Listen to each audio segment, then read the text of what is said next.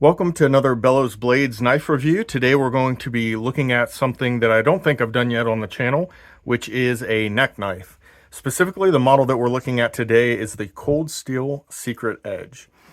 So this is a knife, again, made by Cold Steel, and it is definitely an affordable, kind of a budget style neck knife. This thing comes in right now, I believe you can pick this thing up at about $25 on, say, Amazon at the time of the posting of the video here. And part of the way that they keep that down is some of the materials that are used, and we'll get into that in just a minute. But first, just a couple of the specifications on the knife itself. So this knife is overall 6.5 inches long. The blade itself is going to come in at 3.5 inches, and the handle is a 3-inch handle. So again, that overall length then is 6.5 inches. The blade, as you can see here, is made from Cold Steel's AUS 8A steel, made in Taiwan. And while that is a budget steel, kind of a higher low-end steel or low-grade steel, or maybe a lower mid-grade steel, kind of right on that edge, I found that based on the heat treat that Cold Steel does on their AUS 8, it actually is a pretty decent steel for a budget steel. It holds an edge acceptably. It has a decent amount of toughness, so you can really abuse the knife quite a bit and not do any real damage to it. It's not going to break or chip. And it is very easy to get a razor sharp edge on and to resharpen it and touch up the edge if you need to. Now, you will need to do that a little more often because it is not a super steel. It doesn't have super high edge retention. But again, like I said, it is acceptable and it is easy to resharpen. So that's the steel that it's made out of.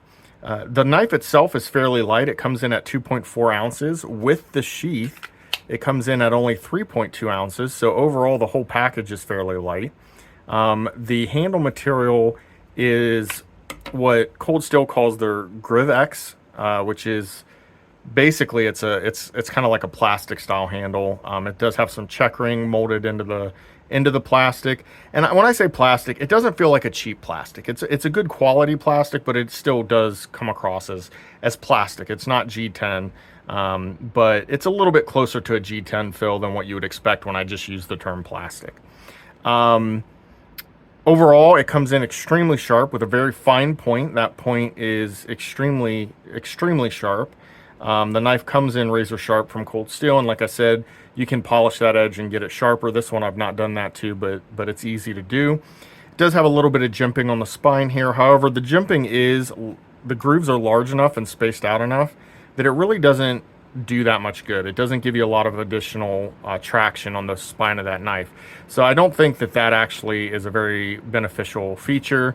They definitely should have made that more aggressive, little sharper edges to catch the thumb.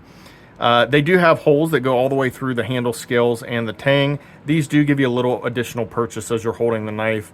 The knife feels okay in the hand. It's very thin, as you can see, the handle is. But it does feel okay in the hand, and definitely for the purpose it would be used for, which I would see more as a self-defense, or if you just needed something real quick to cut. Definitely not heavy cutting tasks. I think it would create hot spots if you were doing a lot of real heavy cutting on something.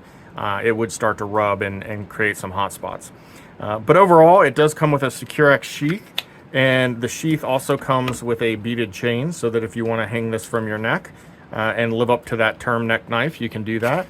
I found that I personally don't like to wear neck knives around my neck because no matter what I do, they always print, and it's very obvious that I have a knife hanging around my chest.